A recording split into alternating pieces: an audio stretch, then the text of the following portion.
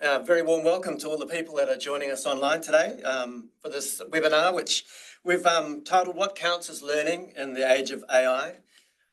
So who am I? I'm Charles Dar. I'm a Chief Researcher here at NZCER, and I'll be facilitating the conversation today. And we were just so encouraged to see so many people enroll. So thank you for taking the time to come and join us. I think it will be a very thoughtful presentation. So AI continues to enter classrooms and it's shaping how we plan, teach and assess, or at least it's beginning to do that. And possibly it's challenging us to rethink what really counts as learning and what remains distinctly human in that whole process. So to help us explore these questions, we're really fortunate today to be joined by Professor Brent Duckor and Dr. Carrie Holmberg, who come from San José State University and whose forthcoming book with Harvard Education Press will be bringing together a whole lot of teacher voices and new research on AI in K-12 education. But we think it's also important to have a New Zealand view on this. So we're really delighted that we've got Denise Johnson here, Tumuaki at Hutt Valley High School in the Hutt, and she'll be sharing insights from her work, leading a really diverse and large school here in the Wellington region. Together, we're going to explore ideas and experiences and see what we can learn and how that can inform approaches to teaching and learning in the age of AI. So you're not going to hear a lot from me, but there is a chance to hear a bit more from you. If you have a question, please feel free in the Q&A area on your Zoom app to put one in there. We'll have time at the end to have some audience participation. But without further ado, let's get on with what we're doing this afternoon, and I'll hand over to our panel. Kia ora. Kia ora. Kia ora.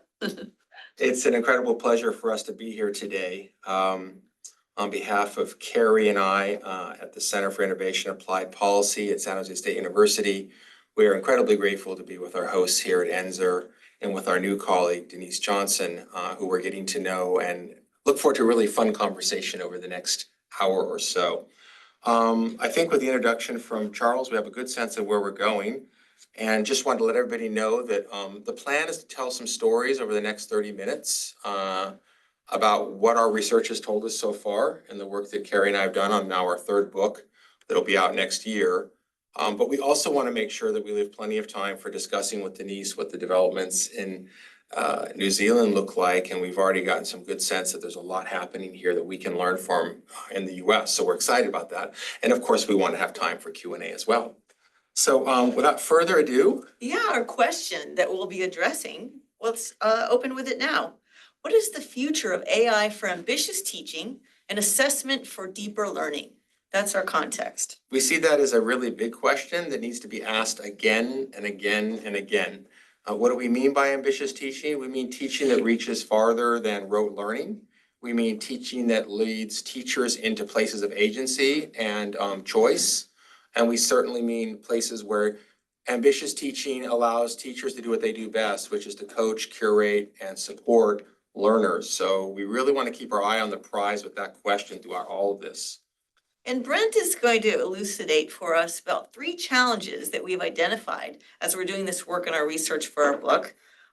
First, this question of learning theory and how is AI in education affecting in any way what is demanded of learning theory when it comes to learning in our schools.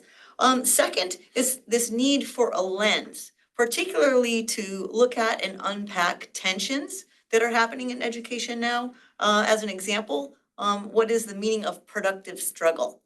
Is there a lens that can help us unpack that idea? And finally, a foundation. We'll introduce the idea of 5 pillars as part of this foundation for assessing what matters most, how and when. So you'll notice here that there are many ways to go at this work, and we're very excited to hear about the ways that you're going at the work and your experience today, certainly in the Q&A. But we do think that we need to recenter in this age of AI something we're going to call learning theory. And I want to take a moment here to make sure that we sort of know what we mean by that.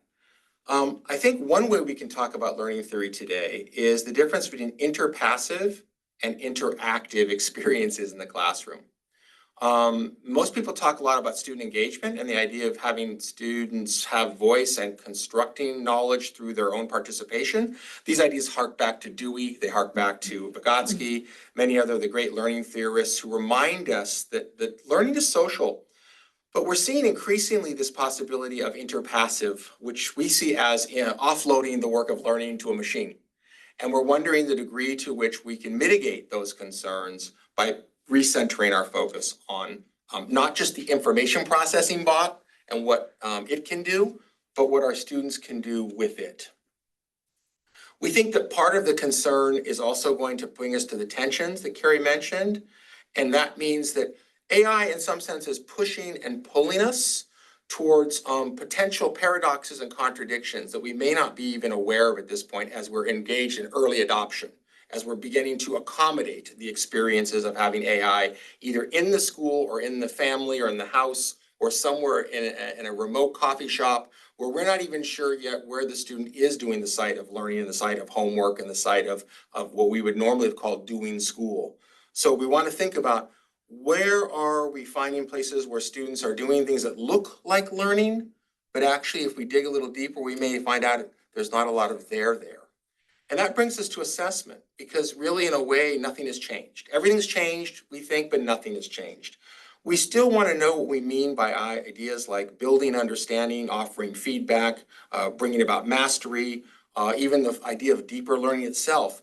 Can we really hold on to these ideas the way we did pre-2022, before the advent of commercialized AI products? And they're going to come at us more and more.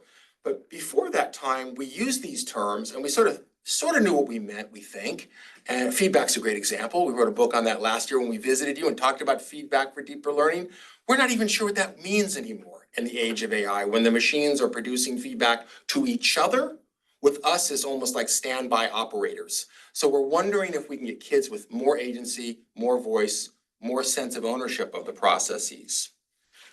And so we're going to introduce 5 pillars, we're calling them, hence the graphic here, that can help us unpack questions that we believe are important to grappling with what's going on. We're early days in this AI in education, right? It's only been since November of 2022 that OpenAI, right, came out with ChatGPT, which is one of the more common. I know the students and teachers use lots of other AIs, but I just want to emphasize early in this talk that it's still early. And that is one of the reasons that you'll see us bring up these questions.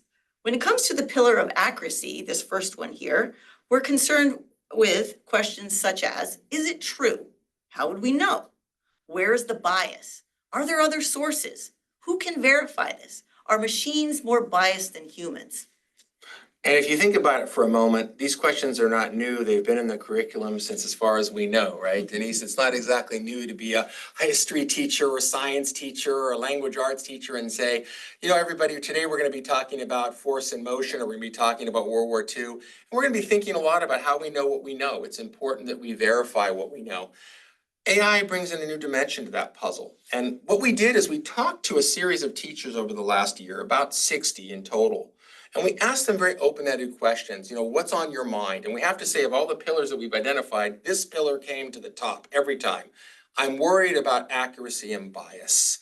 That includes things like hallucinated citations when kids are writing a research report, or made up facts when kids are doing some research on a science project. And perhaps the AI can train on certain data that takes us to places that we wouldn't have considered properly curated as science teachers. So they're telling us that they're worried, and the students themselves are also worried. We had a grade 10 teacher, a grade 10 student tell us, I asked ChatGPT for a summary of my argument, and it invented a paragraph I never wrote.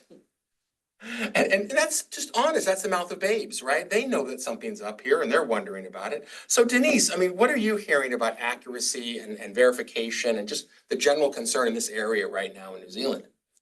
The general concern, I think, from staff is a students' ability to check that accuracy and to critically think about what has come up in front of them. And for many of us, we'd say, well, that's no different than any other search on the internet. You couldn't always believe that either. So as you said, that asking students to verify what they're reading and is it real and where did it come from and where's the bias, that's not new at all.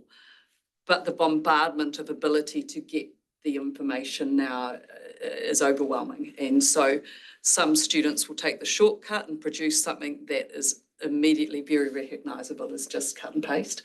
And others are a little bit more nuanced and a bit more clever at utilising that information. Yeah, so I think accuracy, and for some teachers, that's a huge, huge challenge and issue. Some people have been bantering around the idea of epistemic trust. That's a very fancy word.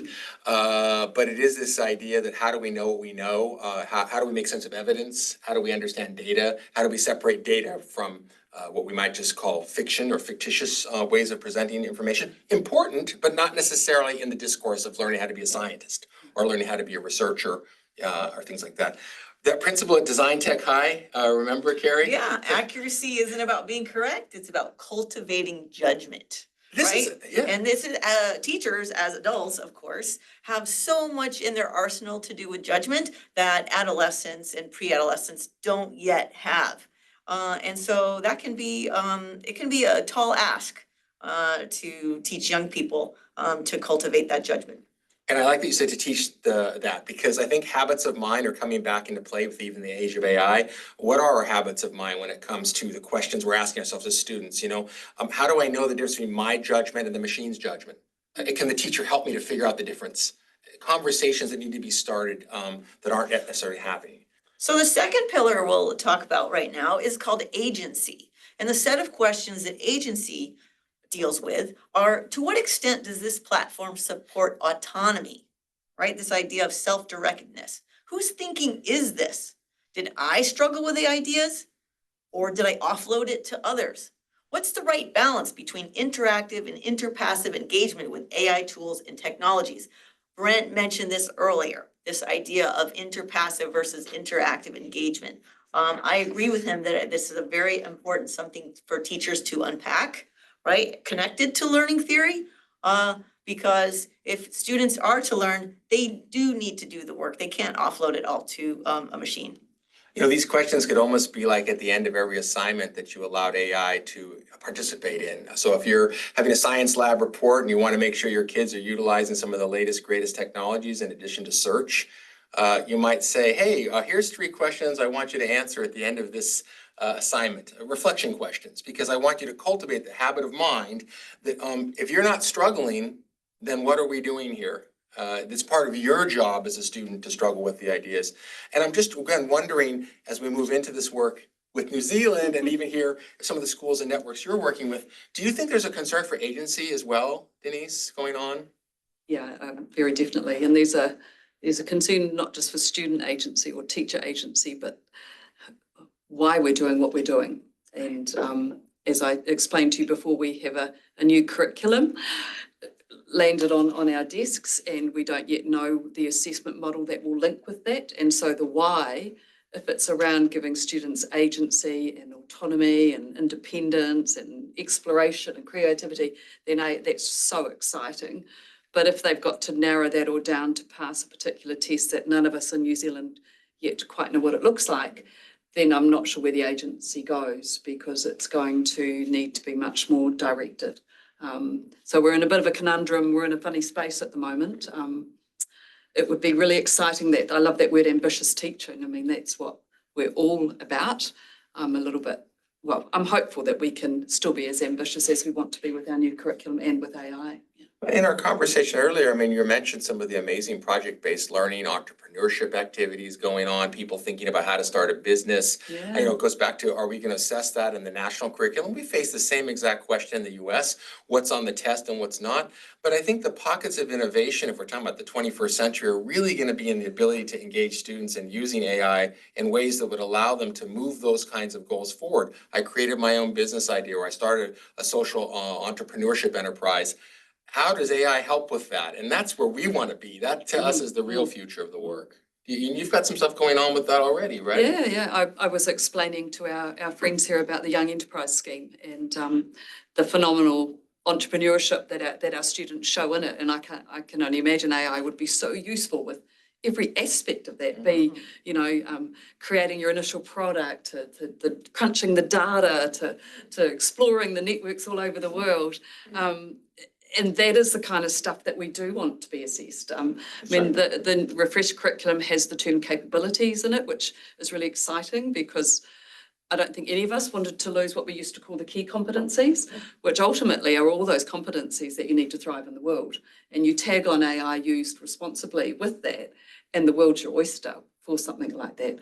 Again, we're just not quite sure what that's going to look like in the next year or 2 years, but I would hope that our teachers are courageous enough to sort of buck the rules that are there and keep going down that path.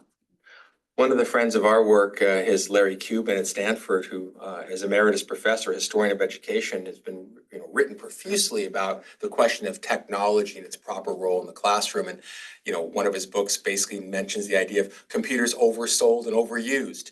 And it is a proper question that some of the teachers raised in our interviews. Is this just the latest hype?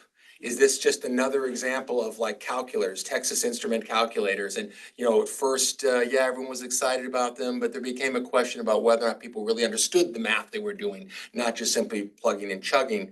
One of the people we interviewed as a math coordinator in Northern California, we don't ban calculators, agreed with that, but we also don't let them replace number sense. And this goes back to sense making will be very important in the age of AI and figuring out whether our students can do that work. Let's look at another pillar. Let's do it. Well, actually, before you jumped ahead of yourself, right? So what about this ChatGPT? Well, ChatGPT generated this image on the left we see here, and that's why we've titled it, Even ChatGPT Knows This, but How Do We Do It? And it's this idea of students need to experience cycles of revision in order to learn well, whether we're talking about English language arts or social science or math, right? There's some version of cyclical learning that students engage in. In this new era of AI in education, it's of course challenging to manage that and instruct well when a machine is doing the learning for students much of the time. That's it in a nutshell. Yeah, and I think what we heard from people we interviewed in various national writing projects, and we definitely talked to a good chunk of teachers who care about writing and administrators, frankly, who also want writing literacy standards to be a part of the work of what it means to go to a K through 12 school. It's a challenge for teachers. It always has been to think about the cycle of writing, from brainstorming the initial idea all the way to the final product and presentation.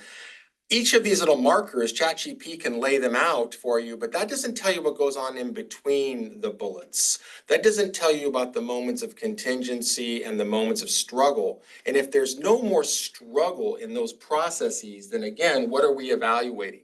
Are we evaluating students' ability to generate machine outputs?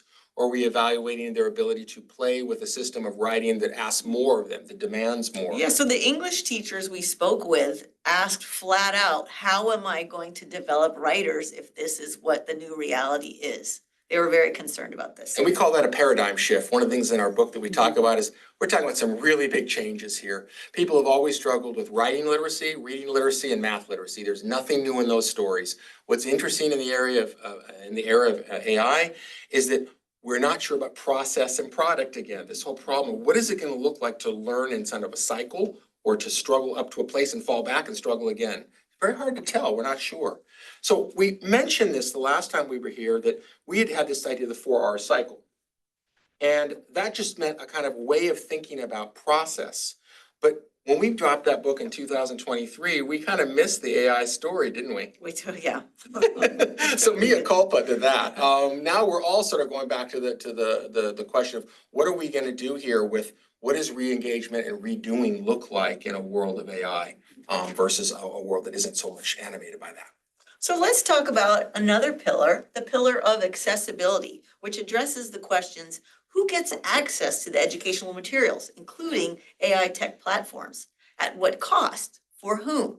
Is the level of AI support adequate or helpful or safe? How does AI affect the simulation of accessibility, which may be a new term to most of you because we invented it. Well, if we didn't invent it, we feel like we did. Yeah, we feel like we did. We know this. People are concerned about simulation. But before we jump into simulation, again, I want to ask Denise, what are you hearing from parents, from guardians, from from stakeholders who care about kids' safety or even their just general access to these tools? Because we're not really sure. We're not hearing about from parents yet. We don't know enough. I suspect a lot of parents aren't aware of how savvy their students are on, their kids are on a cell phone and on the various AI platforms. So I think it's, they should be wary and they should be incredibly concerned about what young people can do.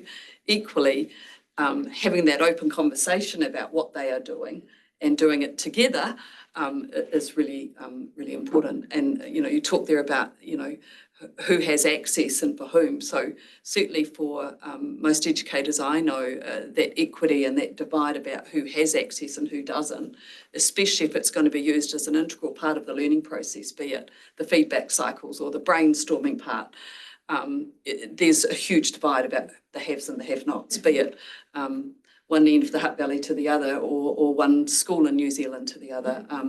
And so that's, for me, a huge issue. That equitable access. But yeah, I think parents need to be talking with their students now about what it is they are playing with, because when they come out and show mum, hey, I've made this photo and I've dressed myself in different clothing, they need to have that conversation about, is that a good thing to do? Did you have permission? You know, all of those sort of questions. And I'm not sure we're educating yet about how we go about that. But I think it's a pivotal aspect that we need to squeeze into our school day somehow. We heard about accessibility from a couple of angles. The first most obvious one is UDL, Universal Design for Learning. Some people would say that, you know, that's the really important nut to crack when it comes to AI and making sure that it's accessible that way. Our colleagues in Australia have just written a book on accessible assessment, Dr. Willis and her team, and we know that people are worried about things like that. You know, how does assessment play a role to give that good quality feedback, and who gets that good quality feedback from which tier of the actual pay for platform, right? Yeah. The pay platform. Some districts are trying to buy a generic platform. Maybe that platform is going to have enough. I know our own universities tried to do such a strategy of a generic platform, but there will be pay grade differences, and certain families we saw in our own work this last year. I'm thinking about the two boys affiliated with Stanford faculty who wrote a peer-reviewed article in high school. And they were quite open that they did it with the help of AI. And now I can't imagine, you know, a better college essay for getting into Harvard than that, because it really says something about who you are as a young scholar. But it also raises huge questions about equity and access across many parts of our school systems. And I want every child to have that opportunity. What do you think? Teachers worried about that? I think teachers have a lot on their minds right now. And that's not it. No, I was not going to say that's not it. No, that there's just a lot that they're facing, and that I wish that we could be sitting here offering more help to all the teachers out there listening right now, because it's too early days for us to have concrete things. And as much as research we did, as many teachers as we talked to, we don't have enough use cases and enough concrete help for you yet.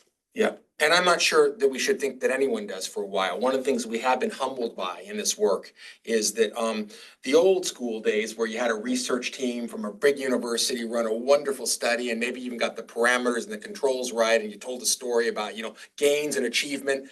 I'm sorry, but we're nowhere near those days yet. We are really going to have to stabilize and learn about AI from each other, I think, first, which is kind of exciting. But it's constantly changing. But it's changing too. So the thing about simulation with accessibility, we just want to say one quick thing before we go past that, and that is that accessibility, again, should be more than just thinking about translation tools. Those are very powerful. We talked to a teacher in Central California who serves kids in a middle school. Newcomers. Try not to use this person's name, and newcomers. And he said it changed his practice for planning lessons, for translating instructional materials in real time, for allowing students to make their own decisions about what to translate in and out. All of that was good stuff and was moving his newcomers forward. But we also noticed other people saying things like, yeah, but it focused a lot on what we might be called lower order thinking skills, things like simply grammar or syntax, important stuff, but not necessarily helping the kids gain access to the more complicated ideas, the higher order thinking. So what do you think about that, Carrie? Anything else?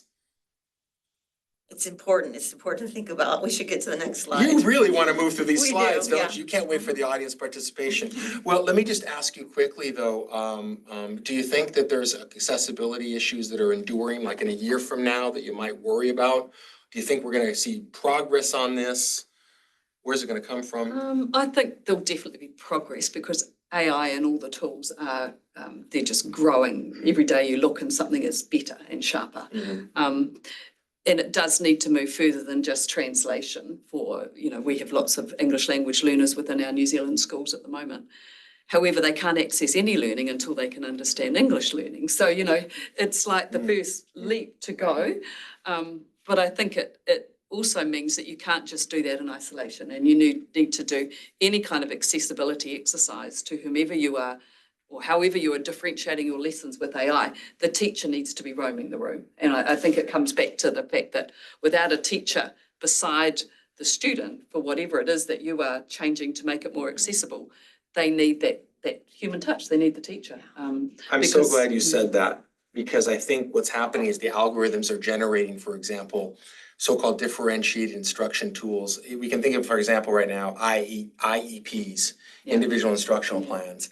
And people are imagining that even if it types in the characteristics, seventh grader, low reading ability, struggles with conversational English, they put a bunch of prompts in. They're still getting back a generic average notion from the LLM of what that person might be. But the teacher has a lot more in their hands than that. The teacher has to claim it. They've got to claim responsibility for the lessons they are delivering. The fact they're using AI is great because it's a good work reduction tool, but most of the things that come out need the teacher to tweak and to put on their own spin or their own nuances.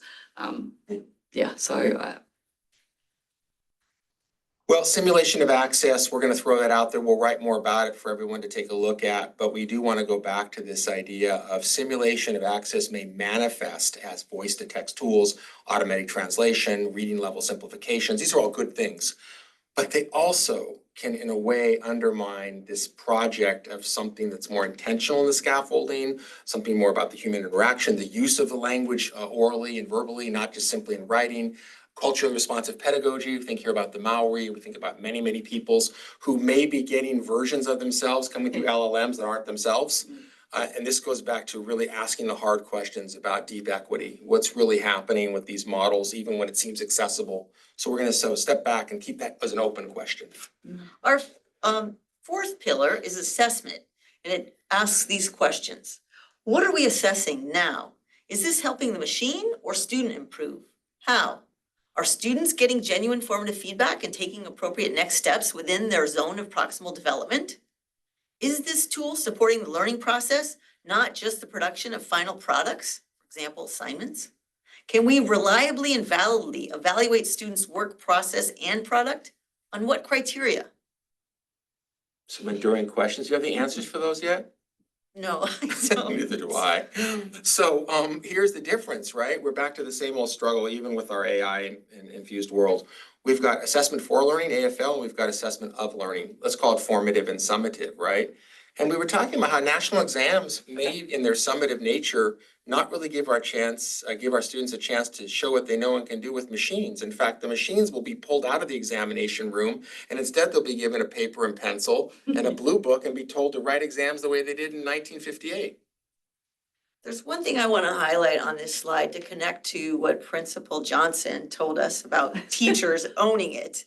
And that's the science teacher in the lower right here says, AI is a powerful evaluation tool, but my pedagogy decides when it's appropriate for knowing what my students know. Yeah, I'd agree. And that, I mean, the biggest challenge and the most important thing we ask of our teachers is that they know their students. And that doesn't just mean they know their name, although that's a good place to start, but they pronounce the name correctly. But they also know where their students are at with their learning and what they need and what they like. And so, appropriate for knowing what my students know, it's going to be different across each classroom. And so AI will be useful to give some information to both the student and the teacher, but it has to have a conversation with that teacher as well. And you mentioned some of your classrooms had up to 40 students in them, and I mean, ours have up to 30. that's the biggest challenge. How do you get that personalisation and that relationship with the teacher and the student and AI so that everyone knows which part they're playing and how it makes sense? The potential's there, but not without a professional adult teacher in the room. Yeah, they're very important. I completely agree. And also, I think what we're hearing is very similar to you is teachers are still struggling with, while they can generate assessment tasks from a GPT, that doesn't mean that they can deliver them, monitor them, and reflect upon how to improve them. It just simply means they can generate an initial draft. So, for example, if you ask, I need an exit ticket for tomorrow, and we heard teachers say this to us, if I need an exit ticket and I don't want to sit around and figure out what I did last year, I'll type in, create an exit ticket for this unit on To Kill a Mockingbird. And it will knock out some great suggestions. It'll even give you suggestions on PowerPoints and suggestions on various scaffolding materials. It'll call them those things. But will that be the same as the teacher working through whether Johnny or Jane could take up that particular tool in that particular third period class on that particular day? And I don't think that is ever going to go away because teaching is always situated and relational. Carrie, we've got this challenges of assessing student work. What does student work even mean? Yeah, so let's everyone look at the rightmost column, right? It says, who does the thinking? And this graphic is meant to highlight, as we know, we're here at this webinar because we know this, is that in many cases, the AI does most of the thinking. And so that's one of the biggest questions we, as educators, are to deal with. How are we going to deal with this new world in education when the AI can do most of the thinking? Boy, that's a really quick run on this because I was thinking about my days with Peter Elbow's book where you had to sit down and figure out how to brainstorm on a piece of butcher paper. And maybe your teacher spent a couple of days working with you all with crayons on how to come up with an idea. That's a very different world than mostly AI. That is, type in an idea, I want to write this essay, or I want to write this thing, and boom, you've already got 5 ideas. I think the question here for me still, Carrie, is do we accept the domination of AI or do we simply invite it as a close friend and say, you're not dominating me, you're co-constructing with me, you're a co-tutor, you're a co-teacher, you're a co-author. But that's going to bring up our last pillar because even though we invite AI and we want our students to invite it, do they really feel like they own it? And do they really feel like it's their work? Or do they just simply submissively sort of say, well, that's what it told me. That's what I got from it. And how are we going to build into teaching and learning environments places where we ask students to own the results, the so-called outputs? Right. Which is the main reason why our 5th and final pillar is authenticity. And authenticity looks at, is this really my work? Who decides? Does it matter if it's my voice or not? What is real or authentic when AI has created all or much of a student work product? Text, image, video, blueprint, composition, etc. Who or whom is this output drawn from? Did I attribute credit where it's due? How? This was the second biggest idea among our teachers in the interviews we did. They were quite worried about accuracy and they were quite worried about authenticity. What are you hearing in the field out there? All that, all that. Yeah, I mean, you've got one extreme to the other. You've got where students are using it to generate ideas, to double check, to get feedback, to talk with their teacher, kind of how and then you've got students who are just plugging it in and handing it in.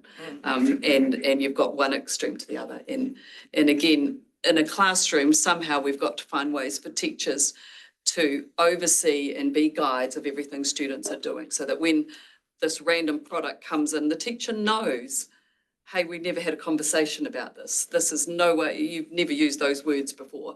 But it's around those steps of learning, to me, have to have little think, pair, shares, little, how do you know this, little discussions. They've got to be interwoven in amongst, not just, here's a task, off you go and do it. Because then really we'd all just do AI and hand it in if the teacher really didn't care about the process. So it is about finding time for teachers to be able to care about the process, which they all would want to do.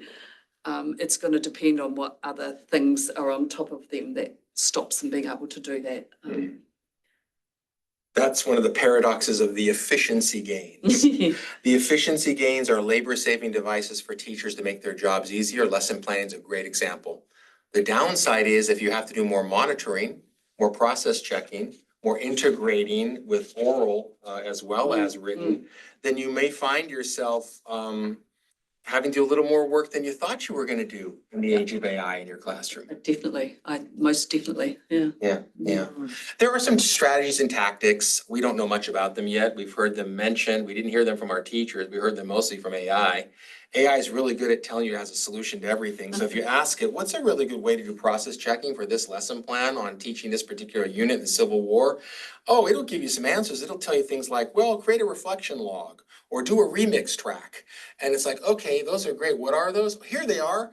And again, all these ideas that AI is generating for us as teachers, we don't know the implementation ups and downs yet. We don't know whether the use cases make sense. So we're not coming out here to say that we have answers. We're asking questions. And I want to be on the record for even the term process checking. While it may be useful because teachers do need to check what their students' processes are, it sets up a feeling and a tone that I don't like at all because it sounds top down, it sounds compliance oriented, it sounds like I'm taking inventory if I'm the teacher. So the accounting model of learning and teaching. We need something better. But there is of course a need for it because if, as we're asserting, and Brent and I are asserting, that in this age of AI, that process is king for the learning process because we want to be in line with current learning theory, that process students' productive struggle is entirely necessary for their learning, and therefore process is king. We need something to name it, but we may not have found the word yet. Yeah, we're working on it. We don't want to sound like we're in business 101 class because it starts to sound a lot like just in time this and process oriented that. Having said that, I do think we can learn, I hate to say it, from other disciplines in education. I do think that there are ways of thinking about both cross-culturally and cross-disciplinarily this work going forward. And I imagine that teachers will come up with some really interesting stories that we need to be documenting in case study in other places. We do want to leave this though with one thought because we're using the word product. How many teachers think of their assignments on their syllabus or even what they're handing out on Friday as products? And no, it's an assignment. I'm giving you an assignment. But we're saying, look, in the age of AI, it's an output. It's just an output. So, you can get all excited about it, but if at the end of the day, you don't know how that output was generated, your student can't tell you why, how, when, and where, you better be thinking about what it is you're evaluating. Again, we're answering, we're raising the questions that we're hearing, and then we're pushing a little further and saying nobody should be off the hook, whether it's a top agency like UNESCO, whether it's somebody over at the State Department of Education in California, anybody who's putting out policy documents on AI literacy should really be able to dig a little deeper than it's 4 domains and here's the story of how we would know.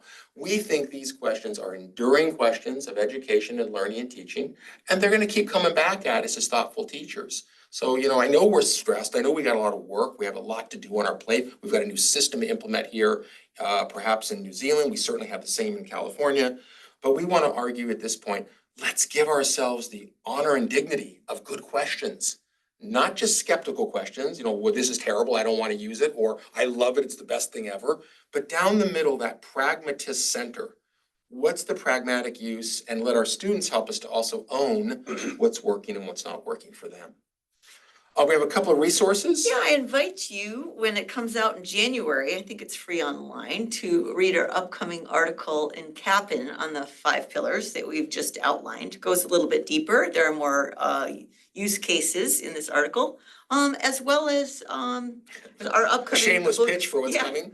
Yeah, for our book coming out next year. And we mentioned our feedback book. So thank you. Thank you so much. Nā mihi. Nā mihi.